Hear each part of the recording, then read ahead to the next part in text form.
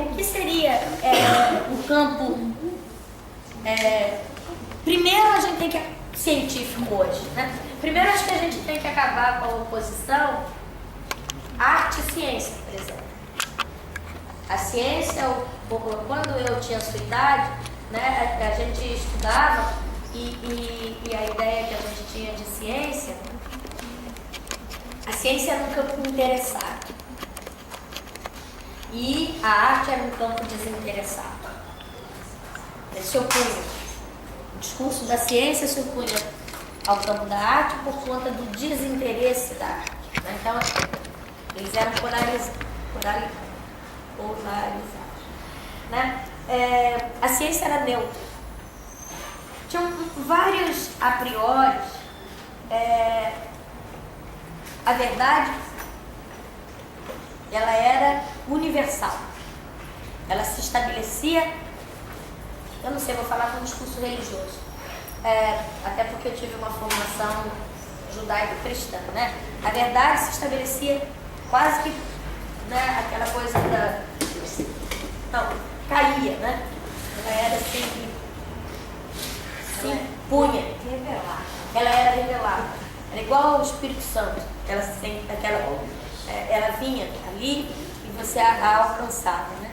Hoje em dia, a gente é levado então, a reposicionar essa ideia, essas oposições. A gente é levado a pensar no regime de historicidade desses enunciados, né? Por exemplo, eu acho que a gente ainda vai rever, do mesmo jeito que eu acho que já é possível a gente aprender com Bachelard, mas entender qual é... Ô, Silvandira, muito obrigada. Eu tinha ido lá embaixo daquela pós-graduação, senti sua falta. Aí hoje, quando eu te encontrei aqui em cima, eu fiquei super feliz. Eu aposentei em maio. Obrigada.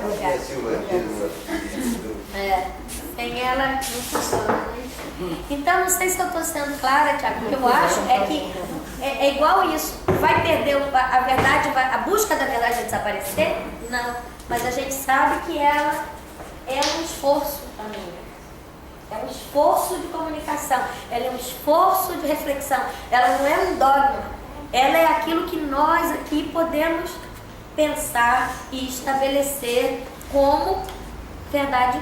Eu gosto dessa palavra que eu aprendi com o senhor, contingente. Aquilo que é possível nesta contingência, neste momento, pensar. Né? Porque eu acho que... eu não sei também. Não vai morrer para mim. Mas pode ser que no campo de força, o que eu estou tentando fazer aqui, não é fazer um discurso... Estou querendo fazer um discurso teórico. Eu estou querendo fazer um discurso, se você quiser, científico. Eu estou querendo fazer o quê? Eu estou querendo sair da pessoalização do discurso para alçá-lo a uma possibilidade de compartilhamento. Então, agora a gente não sabe o que vai acontecer, né? A gente não sabe. Eu sei da posição agora, sei do horizonte que eu crio, eventualmente, né, até onde eu crio para as minhas ações. Mas e você deve saber das suas. Mas o que vai dar disso? Não sei. Agora, que a ciência foi reposicionada, está sendo reposicionada, com maior ou menor intensidade, está sendo. Só para terminar esse raciocínio. Por exemplo, uma coisa que eu acho dolorosa... Uma coisa que eu acho dolorosa é que todo o debate que eu, criança, vi um pouco, né? Derrida foi professor da Escola de Altos Estudos, Bourdieu foi professor da Escola de Altos Estudos. As pessoas a gente encontrava na cantina. Essas pessoas, quando elas se reuniam, você não pode imaginar como brigavam. E depois sentavam para almoçar, muitas vezes. Ou então ficava de mal pro resto da vida. Aquele bandejão? No bandejão. No bandejão. Então, o que eu quero dizer com isso? Eu quero dizer que quando, a partir dos anos 90, todas essas palavras que nós estamos falando aqui campo, ator, alguns mais utilizados, outros menos utilizados, eles começam uma circulação muito internacionalizada, né? Essa discussão fica rebaixada, né? Essa discussão perde a sua potência. Então, eu não sei não sei o que vai acontecer, não sei. Não sei. É imprevisível. É imprevisível.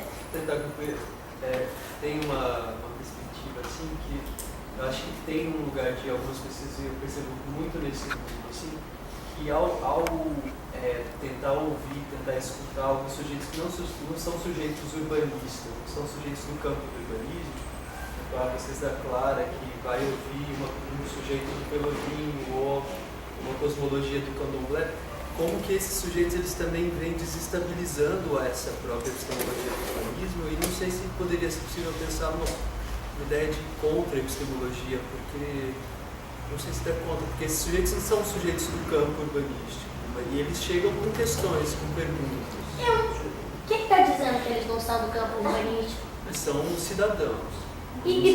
Escuta, um cara genial de São Paulo, de 1930, quando todo mundo estava discutindo que o urbanismo, quando estava profissionalizando o urbanismo, estava nascendo, institucionalizando, ensinando nas escolas, ele chegou à conclusão que os urbanistas são todos os citadinos. Estou falando de Anhaia Mello. Entendeu? É isso que você está me dizendo, Thiago. É uma maneira de pensar o urbanismo. De um urbanismo que não se de um urbanismo que não se contamina e de uma epistemologia que não se deixa contaminar, que não se deixa inclusive repensar, né? O que eu acho que a gente vai ter que discutir é se esse ofício do urbanista, olha a coisa horrível que eu vou falar agora, que é como ele foi mais ou menos como tradutor dessas múltiplas visões de cidade, desses múltiplos desejos de cidade, se essa figura vai continuar se estabelecendo. Mas isso é imprevisível. Ele pode existir ou pode não existir, né? Do mesmo jeito que as palavras são inventadas, as profissões são inventadas. E as figuras sociais que as representam, isto é, nós mesmos, nós somos inventados. Nós podemos existir ou desaparecer. Nós temos que estar atentos. Eu acho que ele está falando de discurso competente, né? É o discurso competente que, de alguma forma, seria hegemônico no campo disciplinar como comunista. Não, mas agora me traduz. Discurso competente feito por... Sim, mas é a construção do discurso competente. É relacionado a esse campo. Quando se introduz, por exemplo, a geografia da favela no campo do urbanismo, essa epistemologia necessariamente ela vai precisar olhar para si mesma e saber, a gente tem repertório para entender essa geografia ou não. Porque tem uma série de desestabilizações que talvez o urbanismo no Brasil coloca para essa epistemologia que vem da França e que vem... não, mas tudo isso que eu falei aqui, mas não é só para o urbanismo, para tudo. Eu falei ontem para vocês, a gente tem que ler isso daqui, tem que ler ainda num grau ainda maior de desestabilização quando a gente pensa nas nossas, do lugar do qual a gente está agindo e está falando, tá? Estou te dizendo que o próprio livro do Pierre Nora, eu me achei competente, eu pensei comigo, a minha visão de história me permite apontar outras coisas que ele não apontou para a história dele. E comecei a me perguntar, por que ele silenciou Michelet? Porque Michelet é um historiador que está fazendo um tipo de história completamente diferente naqueles anos, lá em 1840, da história positivista que estava se armando. E ele silenciou. E olha que ele é atento, hein? Ele silenciou. Agora você não viu o que eu escrevi aqui sobre o Brasil. Tem um monte de coisa. Entendeu? E eu acho que isso que a gente pode repensar essas coisas, essa epistemologia, ou esse tipo de narrativa, é lógico que ele tem que ser territorializado, ele se desterritorializa, ele se reterritorializa em função das situações e das condições de possibilidade daquela situação. Entendeu? Pode ser que a sua ação como geógrafo num determinado lugar e numa determinada posição no campo implique numa reconfiguração das coisas, e em outro campo talvez, eu não sei, ser geógrafo talvez da Bahia, onde tem Milton Santos, deve ser muito diferente do que ser geógrafo no Rio de Janeiro, onde tem Lobato. E deve ser absolutamente diferente do que ser geógrafo onde tem aquele Luben, aquele de São Paulo, da década de 60, 70. Eu estudei ele, já botei várias vezes em texto que eu escrevi sobre São Paulo. Luben Braque, não Luben Braque. Bom, não estou nem falando dos geógrafos lá da escola de 43, estou falando dessa outra geração, entendeu? Então, é isso que a gente também está descobrindo. E essa ciência também, quando esse campo epistemológico, ele tem... Né? Que ele está perguntando, na verdade, você responde naquele texto que a gente mandou ontem, que é o Bloco de Escritos. Que o que eu entendi. Então, me traduz. Que eu entendi. Você conhece ele mais do que eu. Que aí dentro das condições de possibilidade de uma situação urbana no Brasil, leva a uma desestabilização de conceitos fixos que estão dentro de uma configuração mais eurocêntrica é isso? e hegemônica. Não, isso com certeza. Você quer que o meu primeiro problema que eu estou me dedicando a ele há mais de 20 anos? Na Europa, eles acham que o urbanismo começou a partir da Revolução Industrial. Quando você vai ter interpretações no campo, eles vão todos começar a dizer que foi a partir da Revolução Industrial, que antes tinha uma arte urbana praticada por arquitetos, depois a partir de 1780, 1890, sei lá o que, vai se constituindo um campo epistemológico novo, o urbanismo, pelos impactos da Revolução Industrial. Tá? O que você faz com 500 anos de construção de cidade, que não foram feitos por arquitetos? O que a gente faz com o plano de Salvador? O que eu faço com o plano do Rio de Janeiro? O que eu faço com o plano de Cuiabá? Todos eles foram cidades planejadas. Que nome eu dou a isso? Que nome eu dou a esse silêncio? E somos nós que... põe aí, vocês vão adorar, sabe? Porque tá falando de história. Esses são os programas que eu escuto, né? Tá falando de San Simão, não sei. Só falta agora também aparecer. Tem Ana Arendt por aí, vai tirando. É o programa que eu escuto de manhã, tá vendo? Ali é um cérebro. Isso aí é o que eu escuto no engarrafamento. Vocês também estão vendo minha vida. Daqui a pouco vai aparecer coisa que é melhor você desligar esse computador, cara. Mas você entendeu o meu drama? Por exemplo, eu comecei há 40 anos atrás achando... 40 não, 30. Eu comecei a achar os franceses, meus mestres, começavam Choé, Rocayolo, essa gentarada toda, mais próxima. Rocayolo é um geógrafo, por exemplo. Né? Ele começava a me dizer, não, na França, esse campo epistemológico que se constitui novo, do urbanismo, esse campo de saber, ele se constitui, primeiro, porque a cidade é vista como um lugar de produção de riqueza, poder, dinheiro, né? E ele se reconstitui, então, contra uma ideia de riqueza que é produzida no campo, né, pela agricultura. Então a cidade é patrimônio, a cidade é riqueza. E essa ideia de urbanismo nasce por discussões, em grande parte, em torno de 3 polos. O problema da liberdade a ideia de trânsito, a ideia de movimentação, de fluxo e de circulação, a ideia de saúde, higiene das cidades, mortalidade das cidades, etc. Então ela é uma resposta a isso, e uma resposta à ideia de beleza das cidades, não, 3 polos, tá?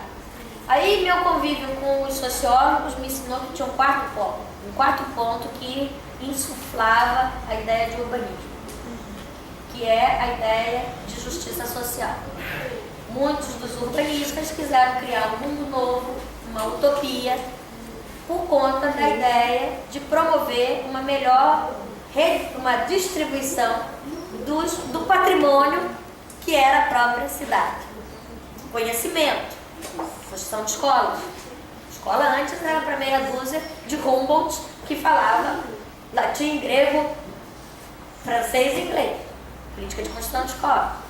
Política de construção, políticas abolicionistas.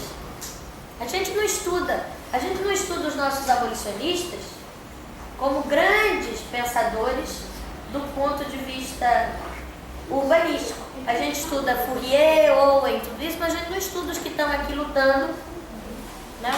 A gente não estuda Rebouças, a gente não estuda Joaquim Nabuco, a gente não estuda o próprio José Bonifácio, que eu falei há pouco, como essas pessoas, o Gama, como pessoas que estão nos ajudando, o Gama, ajudando a repensar o que é a vida coletiva, o que é a vida, né? Então, os sociólogos me ajudaram a colocar o quarto pilar do urbanismo. O urbanismo nasce por um desejo também de repartir os benefícios da sociedade industrial capitalista de uma maneira mais radical, os revolucionários marxistas, e de uma maneira mais reformista, aqueles que vão tentando mudar no dia a dia as coisas, tá? Tudo bem. Aí eu pensei, então aqui no Brasil a grande novidade, e a gente pode pensar que foi a grande novidade foi a preocupação justamente com a justiça social. Mas se eu vou lá para 1500, esses 4 temas estão pautados lá em 1500. O que está acontecendo ali na primeira Revolução Industrial é uma ressignificação desse campo do conhecimento, mas aqui no Brasil, e que nome que eu dou a isso? Que nós tentamos aqui durante 300 anos, que nome nós vamos dar? Eles inventaram essa palavra, urbanismo, para o processo deles. E nós vamos chamar o quê? Esse processo de construção de cidade que nos territorializou aqui, que me botou lá em Mato Grosso, que pegou todo o meu lado índio e colonizou. Mas ao mesmo tempo fiquei eu aqui de cabelo sarará e indígena e falo francês. Tudo isso sou eu. Poconé, índiazinha Poconé, entendeu? Então, é complicado. O que nós fazemos? Que nome vamos dar a essas nossas práticas de construção de cidade? Não tem uma antologia, que foi por isso que nós ficamos amigas, tem uma antologia, olha o que é a culturação e visão eurocêntrica que está em nós. Não tem uma antologia do pensamento urbanístico no Brasil. Todas as antologias falam de Frank Lloyd Wright, que detestava a cidade. Não tem uma antologia de 17 que nós tabulamos, nenhuma é capaz de falar de Lúcio Costa. E nós construímos cidades, isto é, construímos territórios de vida coletiva há 500 anos. E nós amamos cidades. Nós somos um povo que ama cidade, a gente ama o outro. Vê aí esse monte de pipoca atrás do trio elétrico. É por conta da música? Ou é por conta do esfregar-se dos corpos? É por conta de quê? Fica aquelas pessoas ali todas. Você pode até ir, se você quiser, para Itamaracá, não, como é que é o nome? Lá, Itapari. Você pode até se retirar. Eu mesmo, às vezes, me canso. 4 dias de excesso de gente, eu não aguento. Eu aguento 2. 2 eu vou para ver filme de novela vague francesa. Vou ver Godard. Eu preciso um pouco assim de ficar numa nuvem fora de gente. Gente demais, né? Mas a gente não pode dizer que coletivamente a gente não gosta da vida com o outro. E nossas cidades são o quê? Nossas cidades, o mapa da violência que mostrou ontem o Chico. E eu não estou dizendo nem essa violência de morte, estou dizendo a violência também a qual nós somos submetidos o tempo todo. Mas a gente tem que começar. Bom, então é lógico que isso daqui, não só no interior de um campo que seria transversal, transnacional, é lógico que isso tem que ser repensado. E para nós coloca um duplo problema, um duplo desafio, que é pensar a nossa singularidade e sem reproduzir, por exemplo, um discurso que eu acho que não leva a nada, que foi o discurso de quando a gente começou a pensar o problema da diferença a partir desse entrechoque, digamos assim, de cultura, que foi todo aquele discurso que aí também não dá para nada, que é um discurso que vem ao discurso dos excluídos e que para nele mesmo. O discurso mais potente que nós tivemos sobre a diferença foi daquele cara lá, Said, que mostrou que o pensamento eurocêntrico não são os europeus, ele é uma relação, ele está no entre. E que o pior eurocentrismo não é aquele praticado pelo europeu, é aquele que nós mesmos, o pior orientalismo, no caso deles escreveu sobre o problema do orientalismo, como é que era visto o Oriente como exótico, a pior visão exótica do Oriente era a própria visão do Oriente sobre si mesma e que está dentro de nós. Então, para simplificar ou para complicar, a gente não sabe, a gente vai explicitando às vezes nossas ideologias, sabendo que elas são sistemas, tentando mantê-los abertos, capazes de se questionar. Não sei, eu ainda continuo acreditando que é possível eu conversar bem com o francês e senti-lo às vezes mais meu irmão do que meu vizinho muitas vezes. E eu senti-lo parte de mim mais do que às vezes meu vizinho lá minha tia lá de Poconé. Entendeu? Então eu ainda continuo acreditando numa possível transversalidade das experiências humanas e nesse esforço delas pensarem as instituições que elas criam e inclusive serem capazes de destruí-las, onde elas precisam ser violentamente destruídas. Não sei se respondi, acho que não respondi, mas tudo bem. Um dia talvez eu consiga responder em 2 minutos sua pergunta, por enquanto só falando 20. Eu queria fazer considerações a isso que o Thiago falou. Foucault tem uma expressão que eu gosto muito, que talvez é a direção que você está falando. Ele fala assim, ele fala de regimes, ele bota o político, mas o político está no campo. Da ideia do campo, da ideia da luta que você falou, de tornar verdadeiro. Eu acho que isso... Isso responde. Pronto. É uma espécie de regime político de tornar verdadeiro. E aí tem a ver com aquela a verossimilhança que você falava, né? É um esforço de alguma forma, né? Mas é claro que todo tornar verdadeiro está no campo político, né? E claro que histórico. Então talvez o problema do urbanismo não seja exatamente um problema epistemológico.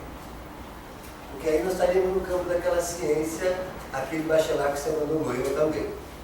Acho que ninguém aguenta aquele.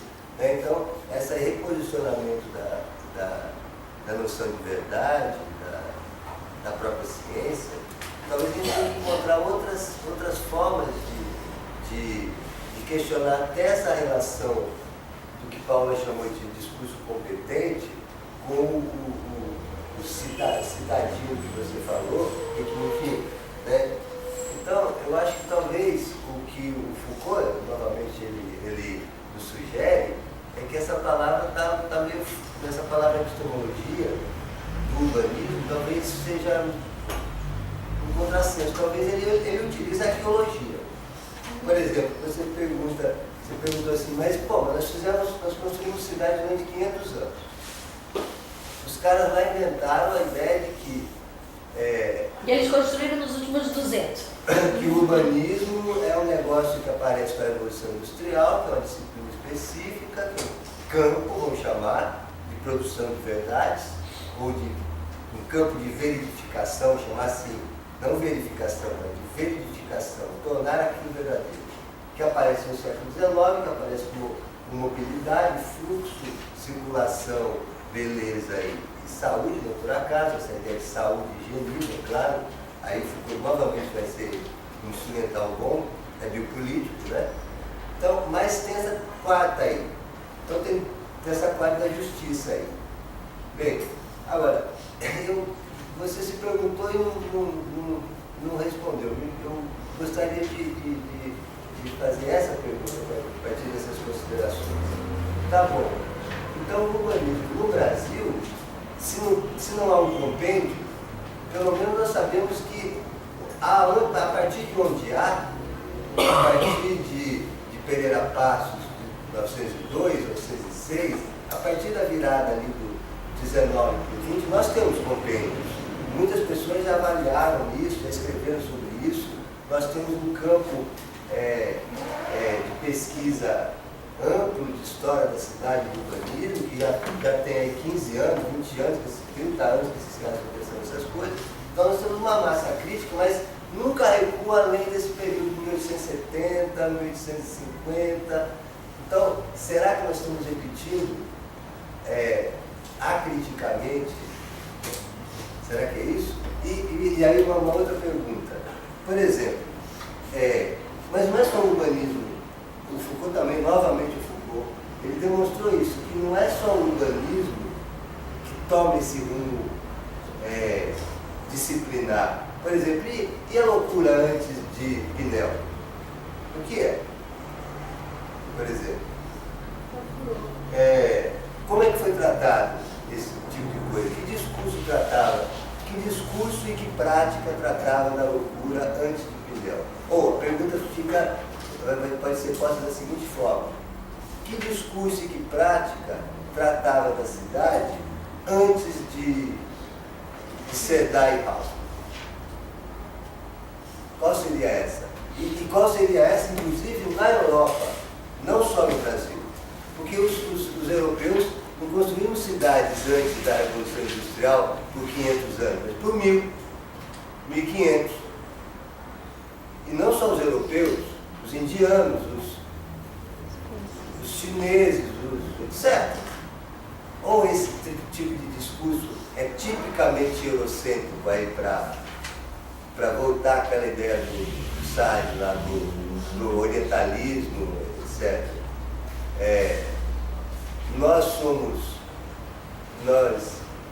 construímos cidades, não temos nomes, não nomeamos, não sabemos que prática é essa, que discurso é esse. Só porque nós somos um discurso hegemônico, nós somos macaqueadores do discurso hegemônico, ou também nós não temos como tal, talvez eles não tenham também? A pergunta é essa: por que nós não nomeamos isso? Pois é, minha dúvida é por que nós não nomeamos e se devemos nomear. Isso, talvez. Tá? Porque, para responder a sua pergunta, por exemplo, na Europa, ou particularmente na França, onde a epistemologia do urbanismo foi pensada de forma consistente, né? Alguns autores, como a própria Françoise Chouet, vai estabelecer muito claramente o que ela chama o tempo das cidades em silêncio. As cidades eram vividas em silêncio na Europa, não havia a emergência dessa figura social de alguém que fala pela totalidade da cidade. Então as cidades eram vividas em silêncio. E ela vai mostrar o estranhamento a partir de um certo período histórico, que ela data mais ou menos ali no estado atual do conhecimento, entre o fim no renascimento, a emergência de uma figura que agora fala sobre a cidade. Então, ela faz uma temporalização, igual o Foucault fez das palavras e das coisas, e não por acaso os textos dela são coetâneos, contemporâneos dos textos de Foucault, e ela é amiga do Certeau, ela está lendo isso tudo, mas ela está trabalhando também nessa espécie de descolamento, só que ao invés de ela colocar o descolamento do Foucault lá no 17, ela coloca lá no 15, para o que é a cidade.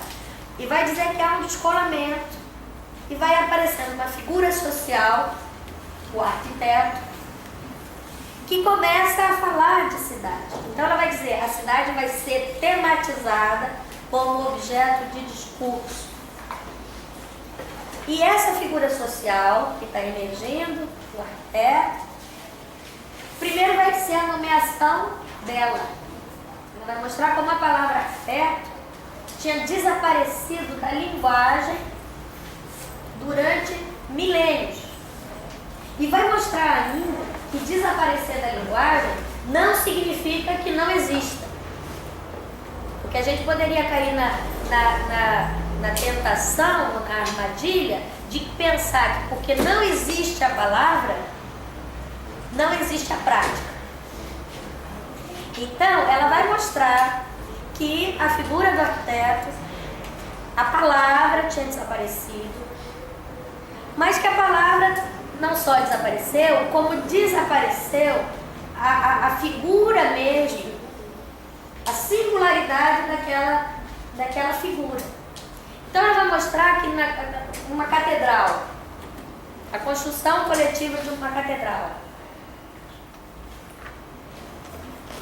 ela era coletiva. Você não consegue dizer com clareza quem fez o projeto. Você que me ofereceu a minha linda catedral hoje, é dificílimo você dizer quem é o autor. São obras lentas que vão sendo constituídas por um saber que se acumula, onde não é apropriado por nenhum eu. O estranhamento é a emergência lenta desse eu, já como o Abade sugere, que marca a mutação de um modo de construir para outro modo de construir. E o Abade sugere é aquele que vai pela primeira vez começar a construir com esses arcos botantes, com essa coisa, arco de ogiva e tudo isso. Então ela vai dizer, a passagem da cidade em silêncio, vivida no silêncio, para a cidade objeto de discurso dos arquitetos. Aí eu falei de discurso competente, que aí passa a ter alguém que tem um discurso competente sobre aquilo. E o reaparecimento dessa palavra, que já há mais de 1000 e não sei quantos anos não era usada, você não encontra nos textos, no estado atual de conhecimento, e por isso que eu digo que o conhecimento é contingente. Pode ser que amanhã descubram num arquivo, lá perdido da abadia de não sei o que, alguma outra coisa, mas no estado atual do conhecimento, desde que a Françoise Josué escreveu esses textos em 1970, já se vão 40 anos, nós não encontramos texto nenhum que utilize a palavra arquiteto antes do Renascimento. Vai encontrar essa palavra lá na Grécia Antiga. Desapareceu. Então ela vai mostrar que o primeiro tempo foi esse. O segundo tempo, que começaria na Revolução Industrial, ela vai dizer que é o período da construção da cidade como objeto de intervenção. Não que aquela figura competente que está surgindo, o arquiteto, não agisse. Vai agir, mas vai agir em fragmentos, vai agir por pedacinhos. Não vai agir a partir de uma visão da cidade como totalidade. E ela vai dizer que a partir da idade da Revolução Industrial, a cidade vai ser pensada como dupla totalidade. E o novo profissional competente que está surgindo aí, vai querer interferir em dois aspectos. Regular a forma material da cidade, a forma física da cidade. E vai querer regular a forma social da vida coletiva. Então, há um duplo aspecto Aí, vai querer construir os espaços para disciplinar a vida coletiva no plano físico e no plano social. Ela vai querer ter um monopólio do discurso também e da intervenção social. Durante um longo período, que é o século XIX, esse monopólio do discurso não é dos arquitetos. Não existe nem sequer a nomeação urbanística. Durante esse longo período, quem age nesses processos? Para o bem e para o mal. Nós estamos falando de processos que têm pontos positivos, que a gente também não pode considerar isso como um erro. Tem erros e acertos nesse processo, né? Mas não há um monopólio de um discurso competente. Ela vai usar, e isso tem a ver com a utopia, você pode também fazer um mini curso sobre utopia, ela vai mostrar que existem juristas que estão construindo essa forma física e essa forma social desse coletivo que estamos referindo com palavras. Palavras constroem cidades. Então eles estão ali, textos, com normas. Vão existir profissões novas, então, os engenheiros estão ali, os médicos, os arquitetos. Profissões novas vão surgir. Quais? Sociologia urbana não existia, então vai surgir. A economia é uma disciplina nova. A psicologia, quando a gente começou a chegar lá pertinho. A antropologia, por oposição, para entender o que eram aqueles povos que vivem daquela forma e aqueles que não viveriam daquela forma. Então, vários campos disciplinares vão se tornando gavetas. E o urbanista vai ganhando forma dentro desse processo. E a cidade vai sendo pensada cada vez mais como uma totalidade, como cada vez mais como um universo em relação ao qual eu ajo de cima para baixo. Que é o Le Corbusier mesmo lá, que acha que pode construir aquela coisa inteira no meu Rio de Janeiro. Entendeu? Nem prestou atenção, vai e faz aquele desenho. Mas que a gente pensa que é ele? Não, vai na aula de projeto, vai ver vocês, vai ver nós. Mas ao mesmo tempo ele sobe no mundo da favela e escreve o que escreveu e fala. E ao mesmo tempo ele dá visibilidade, ao mesmo tempo ele vai construir lá na casinha dele uma favelinha.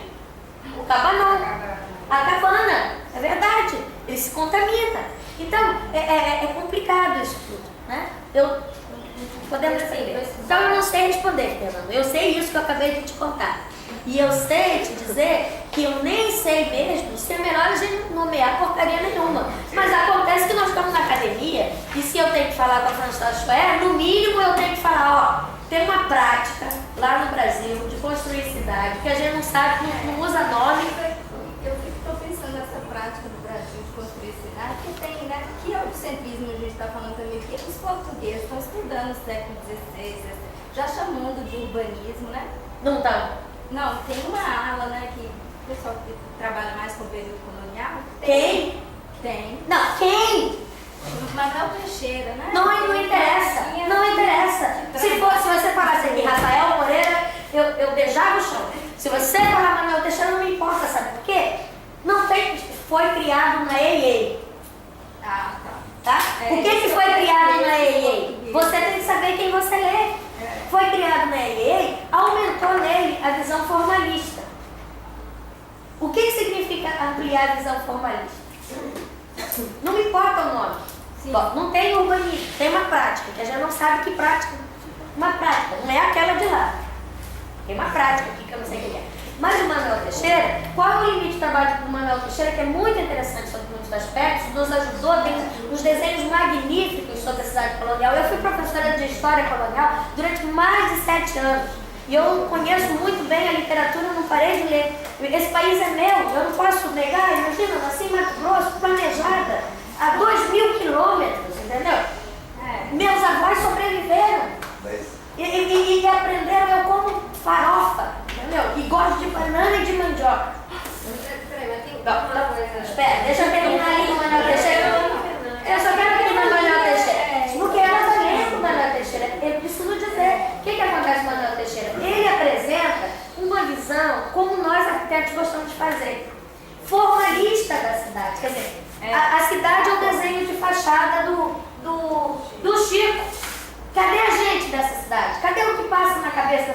pessoas? Em que sentido elas estão sendo libertárias? E em que sentido elas estão sendo opressoras? Quem são as forças? Qual é o fluxo que nos forma? Porque eu não sou herdeira nem de um Brasil corrupto, nem de um Brasil subalterno, e nem de um Brasil autocentrado, e nem de um Brasil aculturado. E eu fui criada lá no Mato Grosso. Então alguma coisa chegou lá. Sei o que chegou. Bom, vamos voltar. Mas é só porque me deu raiva do Manuel Teixeira, porque eu estou tendo que orientar. É porque eu estou tendo que orientar uma menina agora que está trabalhando e eu tenho que falar, esse daqui não leia. Que vai atrasar.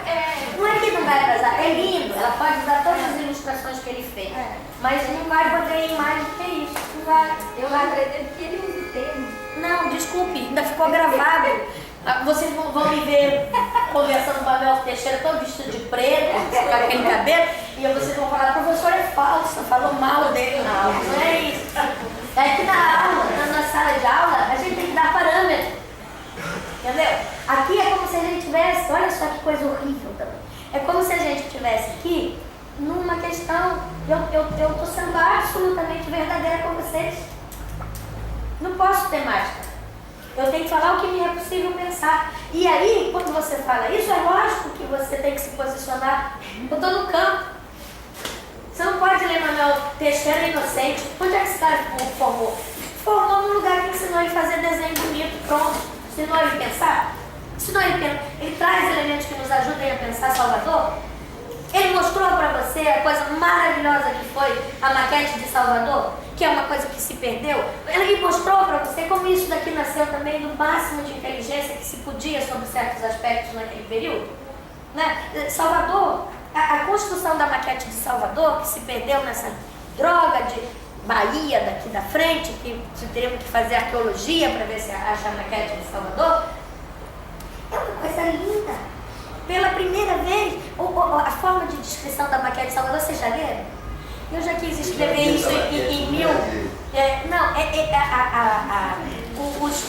Os portugueses naquela época estavam trabalhando lá com existiam 3 maquetes no mundo. Né? Maquete para a situação de começar a ser feita, maquete para a situação de guerra. E os portugueses foram para Florença. Porque Florença estava querendo ser república de novo, precisava ganhar guerra, precisava fazer maquete para ganhar guerra. Aí, a forma de construir a maquete, é tão bonita a maquete de Florença construída pelos portugueses, porque eles vão dizer o seguinte, como eles são navegadores, eles vão pensar que os edifícios estão no chão, como as estrelas estão no céu. E que então, para eles fazerem a triangulação, que era um procedimento geométrico que poucos detinham conhecimento, isso que a gente aprende a fazer para poder marcar o outro ponto, vai de triângulo em triângulo, né? Para fazer a relação.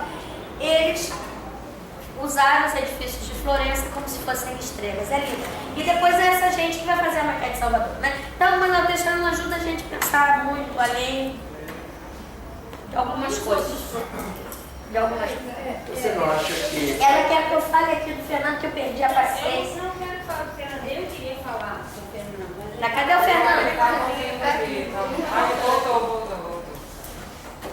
Eu queria fazer uma observação. É o seguinte, essas coisas da epistemologia, urbanismo, etc., eu acho que como se tem uma concepção entre arte, ciência e filosofia, como não se tem uma clara compreensão, que são 3 formas de pensar, criar: filosofia, ciência e arte, que é o pensamento é uma heterogênese. Então, por exemplo, quando se fala de urbanismo, eu já vi dentro da universidade falar que urbanismo é ciência, é científico, aí vem a epistemologia, etc. O problema é o seguinte, pelo que eu entendi, o urbanismo é arte. Só que não é arte isoladamente. A arte que entra a ciência, entra os conceitos filosóficos, mas não determinam, porque no final a cidade, a forma da cidade, embora entrando na ciência, embora entrando nos conceitos, ela tem forma, e essa forma quem dá digamos, urbanista. Não é o cientista. O cientista pode ajudar em algumas coisas, como a construção entra na arquitetura. Mas, desculpe interromper, mas você está operando por a priori.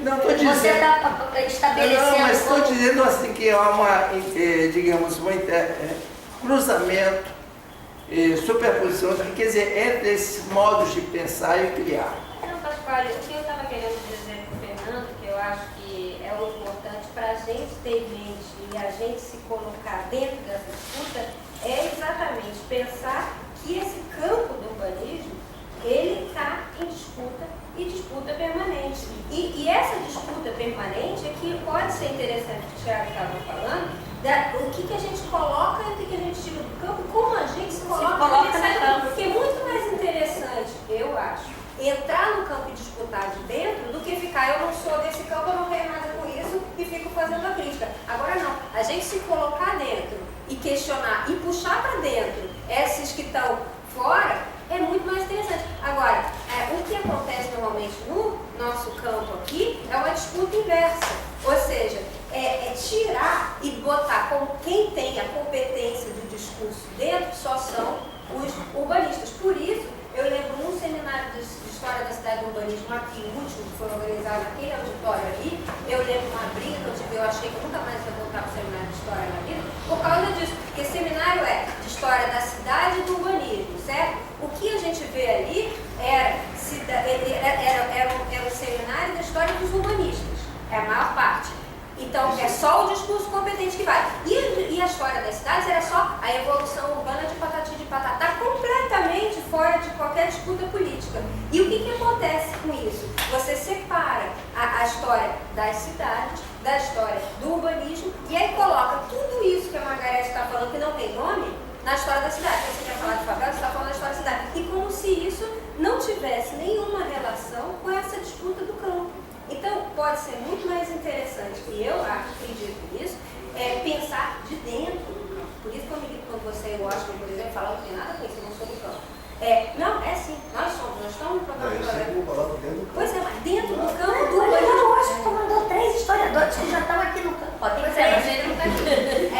Olha como o campo está ficando contaminado. Essa disputa do campo, ela é importantíssima. A gente tem que entender o campo como essa disputa o tempo todo, e não como dado. Nem a epistemologia está dada. Ela, é óbvio, tem sempre uma hegemônica, mas a gente é em eterna construção. E por isso também, Pascoal, se é arte, se é ciência, se está dentro do campo, e a disputa está ali. Vai para um lado num determinado momento. Eu não falei que a ciência, a arte e a filosofia não sejam política, não tem nada fora da política. Agora, a política, quer dizer, quando a gente diz assim, olha, o urbanismo é científico, não é científico só. Não é artístico só e não é filosófico só. Veja bem, são as 3 que se cruzam, se entrelaçam. Eu posso falar uma outra coisa? E também não tem só 3 maneiras de pensar o mundo, a partir da filosofia, a partir da ciência, a partir da arte. Então, provavelmente inúmeras outras formas. Entendeu? Este que é. Não, mas veja bem, me diga quais são as outras formas. Aquelas que inclusive não tem nome. Não tem aquelas nome. que inclusive a gente não consegue suspeitar que estão nascendo. Veja bem, mas o que eu falo é o seguinte, a gente pensa por conceito, funções e percepções. Onde é que você tem fora dos conceitos? Depois de Descartes a gente pensa assim. Não, veja bem. A própria função, Pascoal, ele pensa por função. Uma função, veja bem, função, percepção e conceito. Esses 3 elementos, se você me encontrar outro elemento que pode, eu até reconheço, mas estou dizendo, fora de conceitos, fora de funções e fora de percepções e afetos, eu lhe pergunto o que é que tem. Eu vou explicar para vocês, eu não falei da palavra conceito. Nessa revolução que nós tivemos dos anos 80 para cá, a própria ideia de conceito, Thiago, não é mais estável. Tá? Não é estável. No vocabulário dos historiadores da década de 80, nós utilizamos inclusive a palavra noção. Também é uma palavra enganosa. A gente olha no texto e a pessoa fala, a noção de tal. Nós deixamos de falar de agente, vocês entenderam bem. Por quê? Porque não há uma trajetória, uma intencionalidade. As intencionalidades não são diretivas. Fulano é agente.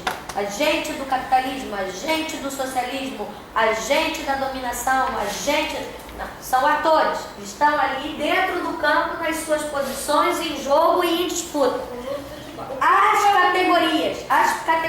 categorias são construções, podemos até usar a palavra categoria, mas são noções que eu as transformo em operadores, em dispositivos para a construção de algum discurso que, por tática ou por estratégia, eu quero deslocar, ratificar, esclarecer, mas elas não são neutras. Nesse ponto, então, a verdade do conceito, nem o conceito de verdade é verdade. Entendeu? Não há estabilidade do conceito. Existe a tentativa, o regime de tornar estável. Mas sabendo-se que eu torno estável tal coisa, eu torno estável a configuração da nebulosa, porque eu quero apontar X. Mas se por acaso talvez eu tivesse apontando Y, eu teria que fazer desestabilizar outras coisas e estabilizar outras, entendeu? Então, realmente, não é brincadeira a revolução mental que nós estamos vivendo.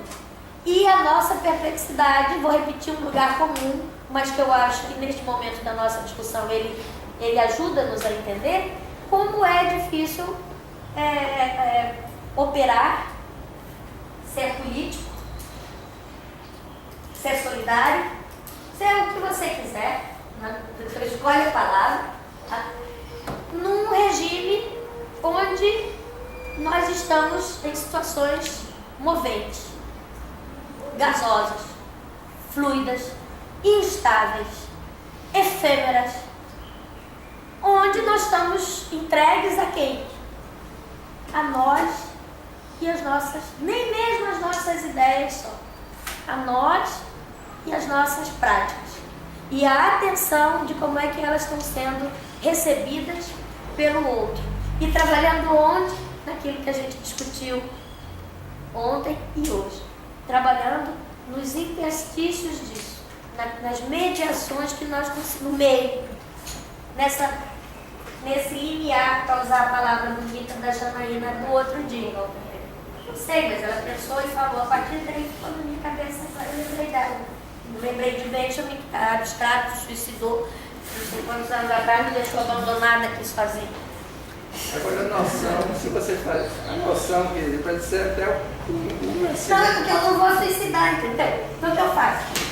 Mas você não está presa numa fronteira, Margarida. Eu já falei isso outro dia. A questão é que o conceito é variável. O conceito é variável, não existe variação, tanto que eles falam o campo de imanência, os conceitos são variações e desaparecem, outros emergem. Então a gente quando fala de conceito não está falando de coisa fixa. E também percepção não está falando, e funções também nada fixo. Agora, o que acontece, se fora desse modo, eu gostaria que você me dissesse, de que tem um modo de pensar, mas na hora que eu penso, eu uso conceitos, eu uso percepções e eu uso funções. Agora, se você tiver alguma coisa além disso, aí você diz, uma noção, mas uma noção que seria uma formação, uma criação, alguma coisa que vai se tornar conceito, mas é discursivo também. Quer dizer, o conceito e a noção, o conceito, não tem discurso. A arte não tem discurso. Então a gente tem que aceitar que o discursivo entra no campo da ciência. Por isso que eu acho que quando eu digo isso, não é que eu estou dizendo baseado em pensadores que me transmitiram isso. Não é coisa minha. Agora, então eu quero discutir se tem alguma forma de pensar, criar fora da ciência, filosofia e arte. Porque se isso é a minha crença, eu gostaria que eu passasse a ser descrente disso. Agora, ninguém me disse. Porque, para mim, o conceito é autorreferente. Quando você diz amor, amor é amor. Você não tem como explicar. Agora, eu posso explicar amor discursivamente na ciência, dizendo, bom, do ponto de vista da neurologia, não sei o quê, é um contato, não sei o quê e tal, eu vou fazer um discurso. Mas eu pego o amor e faço um quadro. Não tem discurso. É arte. É arte. Você me descreve. O amor, para mim, aí eu já vou radicalizar. Aí, o amor, para ser vivido sem palavras, é só quando você está com a outra pessoa. E aí pronto. quando ele é presença. Mas veja, eu estou falando o seguinte. Nem no quadro. Nem no Você quadro. transforma um conceito de amor, que Platão ele fez um banquete com a palavra amor, fez um discurso sobre amor, e você faz amor sacro, amor profano e titiano, que é uma expressão sensorial, estética, digamos, do amor, que é um conceito incorporal. Os conceitos são incorporais. Aí eu, discursivamente, eu transformo em funções. Você me desculpe, eu acho que o mundo sem corpo é um mundo só de Deus. Isso aí, Margarida. E eu acho que como eu sou gente... Mas ninguém está falando que não, eu não estou abstraindo o corpo, porque não Não, é... porque eu quero te dizer que não é, pra mim não é possível. Só isso, entendeu? Eu não sei, pastor. Eu vou pra casa e vou pensar. A gente marca o ano que vem, eu anotei aqui, eu vou estudar esse problema para poder te responder. Por enquanto eu não sei te responder. E quem sabe Fernando, quem sabe Paola, quem sabe me ajude, quem sabe o Thiago, quem sabe o Igor, quem sabe o Diego, quem sabe não sei. Juliana. E ele quer fazer uma pergunta, agora sim meus neurônios não aguentam mais. Vamos lá, eu não sei. Estou toda a inquisição.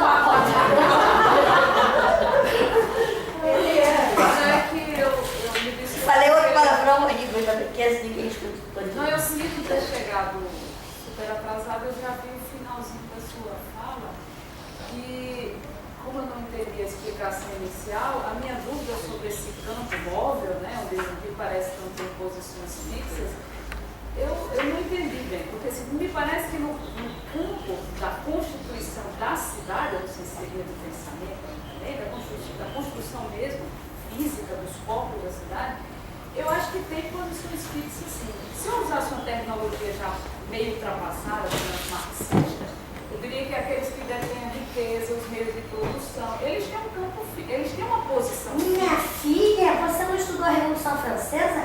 Os homens são capazes de mandar para a guilhotina e acabar com os reis, menina. Que coisa é essa? Você não estudou 1917? Menina, vai ver lá o encoraçado do Potemkin. Ora, senhor, a gente pode. O mundo é dos homens, nós podemos. Isso que é um horror. Nós podemos. E por isso a gente tem que saber, não, eu não quero pensar.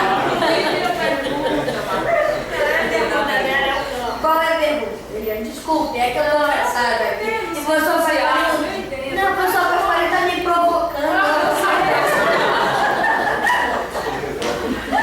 Vamos lá, gente. Desculpe. Não, talvez como nós não tivemos a Revolução Francesa aqui, e não passamos a guilhotina em quem deveríamos ter passado, eu acho que existe nesse campo posições fixas, né? Entre aquele que tem essas condições, digamos, o poder político e econômico, as riquezas, a produção da riqueza, e provavelmente uma outra posição fixa daqueles que recebem isso, que estão dispostos e que estão fora.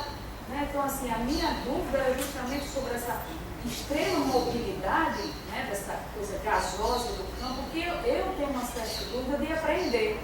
Até porque eu acho que a gente corre o risco de fazer isso um discurso ideológico, ainda no sentido marxista, dele ser falso. Do que ser falso? Desse discurso, dessa extrema mobilidade, onde tudo pode acontecer, onde não tem posições fixas, onde somos praticamente todos iguais, que nos movemos com essa velocidade, com essa mobilidade. Eu não falei. Eu me desculpei no início, porque eu não peguei a sua fala explicativa.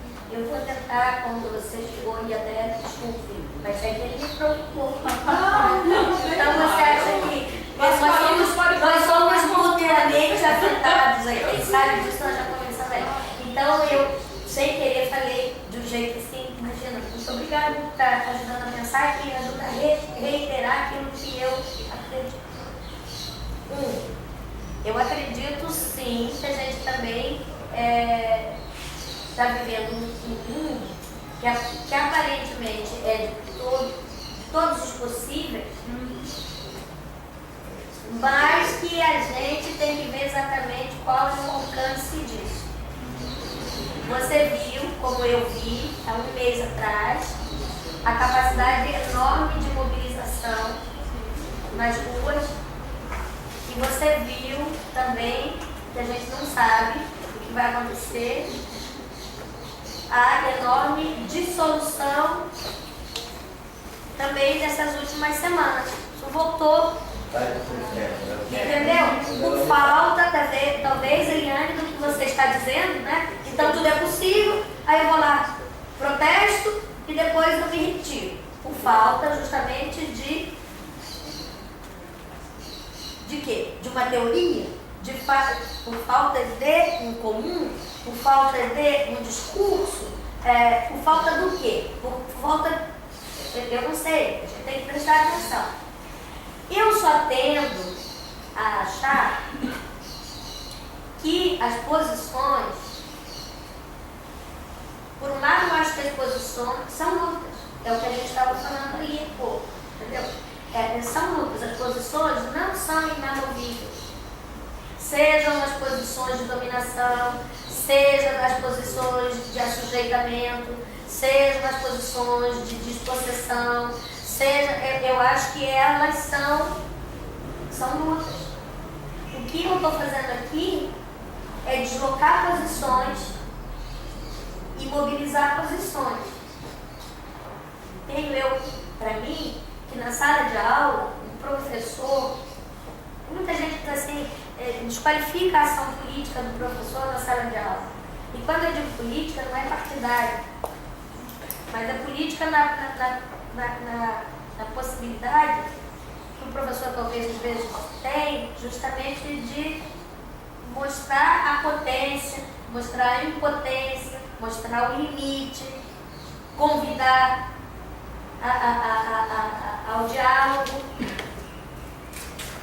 mostrar o confronto, né? Então, para mim, nós estamos vivendo tempos onde alguns inamovíveis a gente tem que mostrar que eles existem. Mas, olha de novo a dificuldade. Mas também colocar tudo num eu, numa individuação e numa expressão subjetiva isolada, me parece que também é uma forma de suicídio simbólico. Entendeu? O problema justamente é de eu não falar alto como eu falei, de eu deixar as coisas me provocar. Daqui um ano que vem eu volto, levo, e não, nem que eu desconsidere, que eu leve em consideração o que ele está falando, que eu volte daqui um ano que vem, que vocês escutem, se eu estou falando besteira, interrompo, se não está falando com clareza, pergunto, se aí o outro está falando uma coisa que conseguiu falar melhor, explique. Né? Está difícil para a gente hoje fazer um aluno ficar até agora. Inclusive, eu agradeço vocês não só de terem vindo, hoje eu achei que não vinham, porque a aula de ontem foi confusa. E de estarem até agora, porque já passou da hora do almoço, tá? Então, o que está difícil é a gente construir, começa do vocabulário.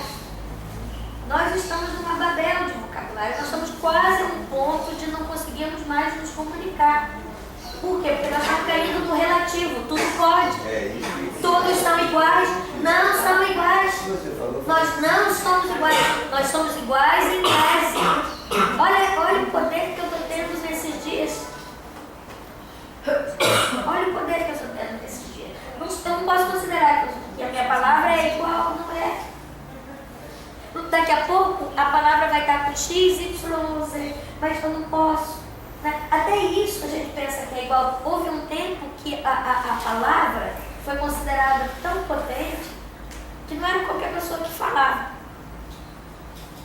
Vocês não viveram isso, mas eu que nasci lá com os indígenas Pomporá, eu vivi uma época que criança não falava à mesa. Imagina, criança escuta. Imagina, eu quero batata, eu quero não sei o quê. As pessoas estão falando. Não quero pior. O não quero pior. As pessoas estão falando, criança escuta. Entendeu? Hoje em dia um pai hesita. E por que eu estou dizendo? É porque ontem a gente estava conversando isso com a Fabiana. Com o Fabi, eu estava conversando isso sobre a regra. Foi com o Chico. Não sei mais. Tem que conversar com tanta gente. É preciso ter algum. Às vezes é preciso. Muitas vezes, por exemplo, eu fui enfática agora. Fui enfática. É preciso um pouco, às vezes, de ênfase, porque por oposição surge a ação, a faísca. Entendeu? É preciso. Não é porque dizendo verdade, não é porque está querendo, mas é preciso que as crenças, às vezes, elas ou aquilo que toma dele. Entendeu? Como que eu vou fazer com o imã para mim, a posição do Pastorino? Eu acho que ele está me provocando. E a posição do Pastorino. Provocando, quem provoca é Deleuze e Guattari. Mas você sabe que o Deleuze de 1978 eu não gosto. Então, espera um instante. Deixa eu só terminar. O que eu estou querendo dizer. Para mim, a leitura que ele fez de Deleuze e Guattari, ele está se deixando cristalizar. Agora, eu não estou conseguindo achar argumentos hoje, talvez daqui a um ano eu consiga. Eu já falei para ele, eu vou ler toda a droga dos livros de Deleuze e Guattari. Eu gosto de Nietzsche, eu gosto de um ou de outro, mas não queria ler tudo aquilo, porque eu já sei um pouco aquilo para a minha vida. Mas como minha vida também é a sala de aula, e como ele vem aqui e coloca pergunta, eu vou ter que ir e ler para poder responder, entendeu? Então, não sei se eu te respondi, eu quero só te pedir desculpa. Eu queria comentar também. Eu queria comentar o que o Paulo falou e o que a Helena falou. Eu queria comentar. Mas acho que a Helena não terminou de falar. Não, eu só ia dizer o seguinte, como eu entendo o problema da linguagem, o problema da complexidade da linguagem dos termos e dos conceitos atuais. Por isso que no início eu disse, desde o ponto de vista marxista, que passou já por uma revisão, está recomeçando a ser lido, eu usei determinados conceitos. Eu sei da dificuldade. Por isso que, para discutir isso, você só pode falar, em princípio, de algum ponto, a partir de alguns autores. Porque o discurso individual e subjetivo, ele também não se sustenta se você não tiver dentro dessa discussão alguns apoios teóricos, que é o que o Pasqualino está ali dizendo. Não, por isso que eu disse assim, os meus de produção segunda, não sei o que, o conceito de ideologia, porque eu entendo a sua dificuldade. Mas sabe por que eu silencio os autores? Tá? Porque eu não quero que eles virem dogmas. Embora antes de você chegar, eu poderia estar aqui só no discurso de citação. Eu já mostrei que não é, por exemplo, antes de você chegar, o próprio Marx, nós tivemos uma discussão aqui sobre o conceito de ideologia, né? E que então, o que eu acho? Essa escola dos análises, não é que não quer que eu fale, né? Não falei nada disso. Ela que está falando. Não, o que eu acho é o seguinte, nós discutimos vários autores agora. Eu estou fazendo um esforço muito grande de pontuar os autores que estão instrumentalizando o meu discurso. Ou que estão tornando um instrumento, uma ferramenta. E em relação ao próprio Marx, que você citou agora, eu disse que a gente não se dá conta de quanto de Marx já existe em nós. O que existiu na década de 80 foi um deslocamento da leitura dos intérpretes de Marx. Tá? Porque os intérpretes de Marx estavam reduzindo e estavam deshistoricizando o que foi possível Marx dizer em 1848. O que foi possível Engels escrever, que não é a mesma coisa de Engels e Marx. Então, por exemplo, eu que trabalho com cidade e que resolvi entender por que como é que tinha surgido entre nós o conceito de urbano, que não é sinônimo de cidade, né? Quando você vai ler Marx ou vai ler Engels, você inclusive vê como é que isso foi uma conquista, até eles chegarem à ideia de que a cidade estaria morta. Né? Marx e Engels mataram a cidade. Porque eles disseram, a cidade é o resultado de um processo histórico que vai até aqui.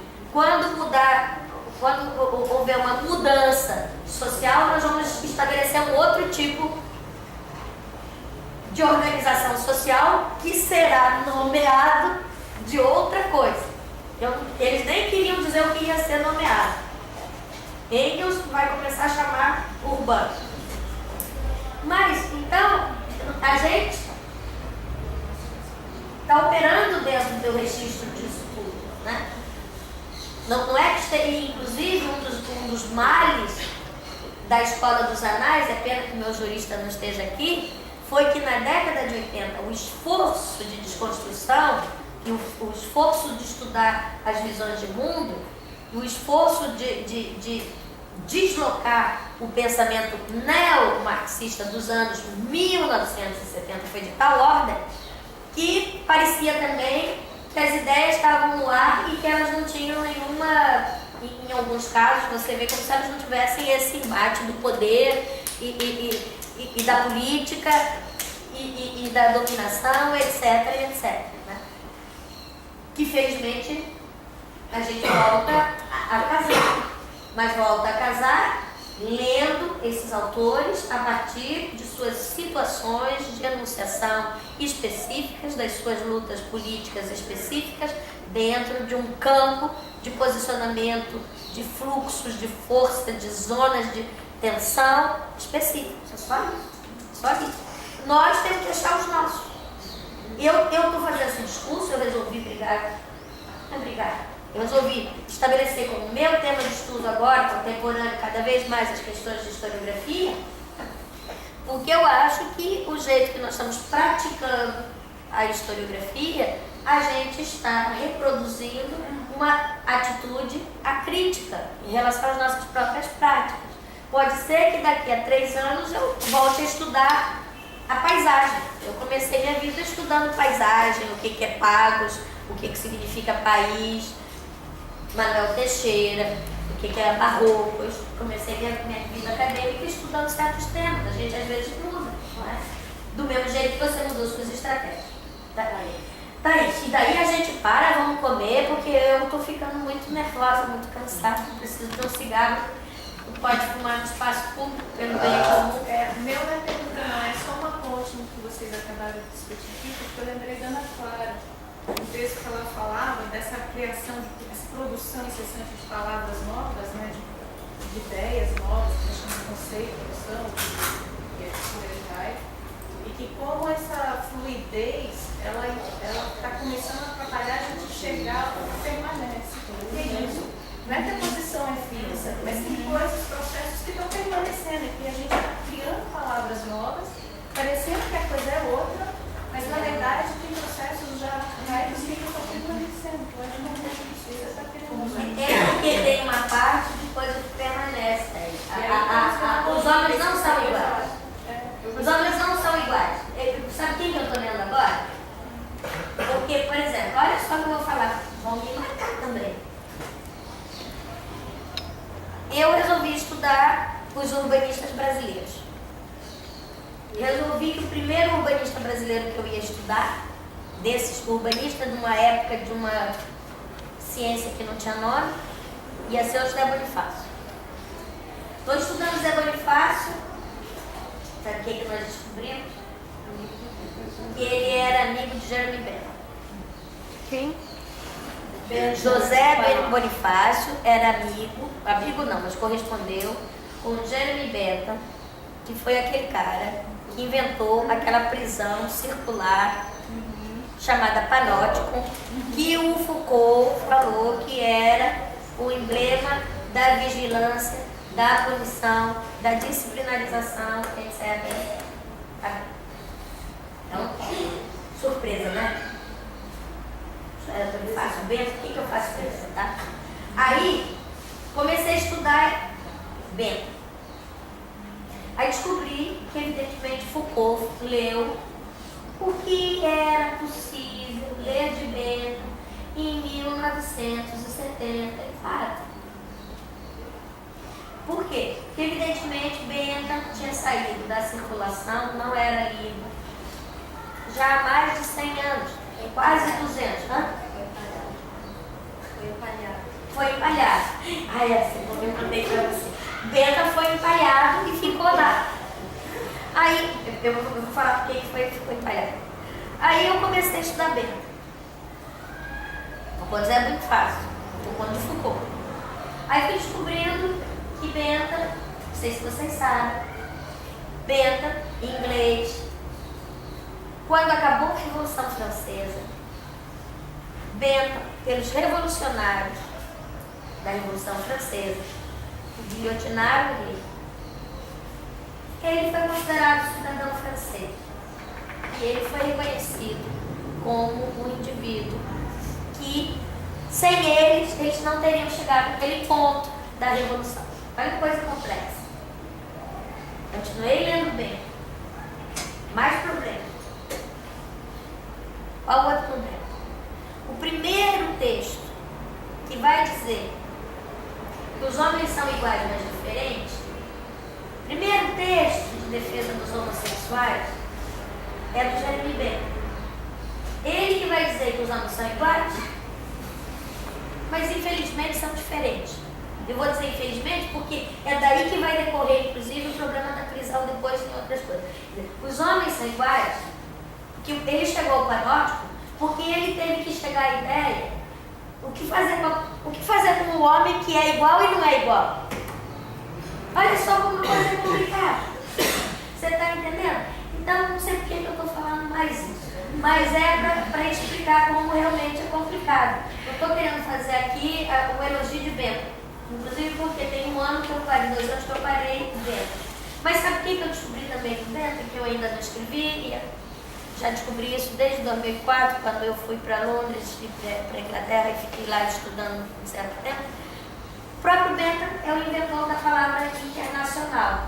Essa palavra que a gente fala como se fosse comum, né? A ideia de que poderia haver um comum entre as nações, alguma coisa que passasse pelas nações, uma lei comum, um princípio comum, um princípio universalizável, internacional, é ele que está inventando. Ele que vai inventar, olha, é preciso que a gente crie alguma coisa que não fique só na Inglaterra, que seja compartilhado pela Inglaterra, pela França, e inventou a palavra. Você sabe quantos anos demorou a palavra internacional, que agora não vou saber exatamente a data, eu sei o texto, acho que um pouquinho antes da Revolução Francesa. Não só ele está inventando panóptico, mas ele está inventando outras palavras. Então, vamos dizer que seja 1790. Sabe quando que a palavra vai ser dicionarizada na França? Ela vai começar a ser utilizada? 1862. Nos dicionários da França não tem a palavra internacional, ela é um neologismo. Eles começam a usar uma palavra que eles já conheciam: universal, cosmopolita. As próprias exposições, elas começam a ser chamadas universais porque a palavra internacional não é de uso corrente. Olha como complica o campo do conhecimento, né? Agora, eu não estou falando isso para complexificar o campo do conhecimento, porque no final das contas eu acho, como é aí, que as coisas às vezes parecem muito diferentes, mas tem uma parcela de igual. Kant, cadê o menino geógrafo? Quem é Kant? Kant pensou os universais, não pensou? Kant é tido como idealista, não pensou? Kant é filósofo. Ele estava na caixinha filósofo? Estava no discurso competente de filósofo? Dava aula de quê, Kant? Dava aula de um bocado de coisa, de matemática, de física, de... Mas qual que é a aula que ele dá? Geografia. Geografia. Kant foi geógrafo. Kant pensava na geografia física, montanha, nas coisas concretas. Das coisas concretas ele vai para as coisas menos concretas e das coisas menos concretas ele volta de novo na coisa mais concreta. Os filósofos estão falando isso. Se os filósofos não começarem a pensar a historicidade das coisas, eles ficam botando a gente para ler um Kant sem entender o processo intelectual de Kant. Nós precisamos todos ler Kant? Não precisamos ler Kant. Se a gente entendeu, a gente pode ler, sei lá, outra pessoa. Não importa. Mas o que é importante é que a gente pense esses indivíduos como indivíduos como a gente, que estão buscando as suas estratégias de construção da vida coletiva. Vamos, Sara. Deixa a moça descansar.